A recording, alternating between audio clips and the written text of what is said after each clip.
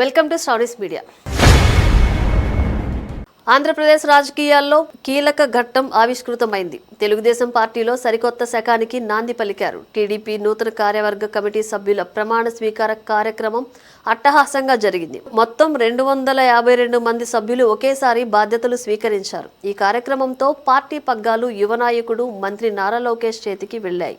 ఇకపై లోకేష్ ఆధ్వర్యంలోనే పార్టీ పరుగులు పెట్టనుందని సీఎం చంద్రబాబు నాయుడు స్పష్టం చేశారు. ఈ సందర్భంగా కార్యకర్తలను ఉద్దేశించి ప్రసంగించిన చంద్రబాబు అటు పార్టీ భవిష్యత్ ప్రణాళికలను వివరిస్తూనే ఇటు ప్రతిపక్ష వైఎస్ఆర్ కాంగ్రెస్ పార్టీపై కనివిని ఎరుగని రీతిలో తీవ్ర విమర్శలు చేశారు. టీడీపీ అంటేనే బలమైన కేడర్ ఉన్న పార్టీ అని, కార్యకర్తలే ఈ పార్టీకి ప్రాణమని చంద్రబాబు స్పష్టం చేశారు. 44 ఏళ్ల సుదీర్ఘ ప్రస్థానంలో ఎన్నో రాజకీయ సంక్షోభాలను చూశాం. మన పవర్ను ఎప్పుడూ ఎవరూ తగ్గించలేరు అని ఆయన ధీమా వ్యక్తం చేశారు. కొత్త టీంతో పార్టీలోకి కొత్త ఎనర్జీ రావాలని ఆయన ఆకాంక్షించారు. ఈ కొత్త కమిటీలో మహిళలకు, కొత్త తరానికి, యువతకు పెద్దపీట వేశామని తెలిపారు. ముఖ్యంగా పార్టీ కోసం, కార్యకర్తల కోసం లోకేష్ ఎంతో కష్టపడ్డారని, అందుకే ఆయనకు కీలక బాధ్యతలు అప్పగించినట్లు వెల్లడించారు. నేను ఎవరిని పడితే వారిని గుడ్డిగా నమ్మను, కష్టపడే వారికే గుర్తింపు ఉంటుంది అని సీఎం తేల్చి చెప్పారు.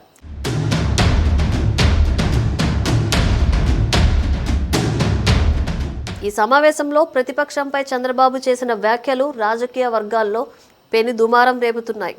రాజకీయాల్లో సానుభూతి కోసం వైసీపీ నేతలు ఎంతటి దారుణాలకైనా తెగిస్తారని ఆయన విమర్శించారు. ఎన్నికలకు ముందు మన పార్టీకి చెందిన ఒక కార్యకర్తను కారుతో గుద్ది దారుణంగా చంపారు. గతంలో సొంత బాబాయిని చంపి అది గుండెపోటు అని నాటకమాడారు. ఎన్నికల్లో సానుభూతితో గెలిచారు.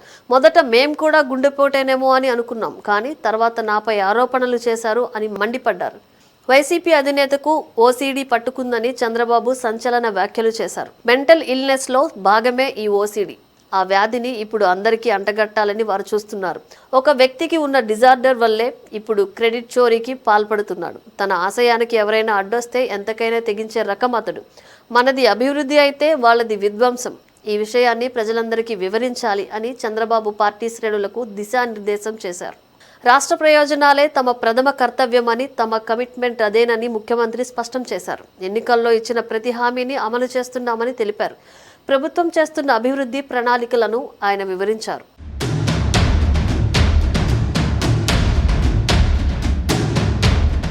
రాష్ట్ర ఆర్థిక పరిస్థితిపై కూడా చంద్రబాబు కీలక వ్యాఖ్యలు చేశారు.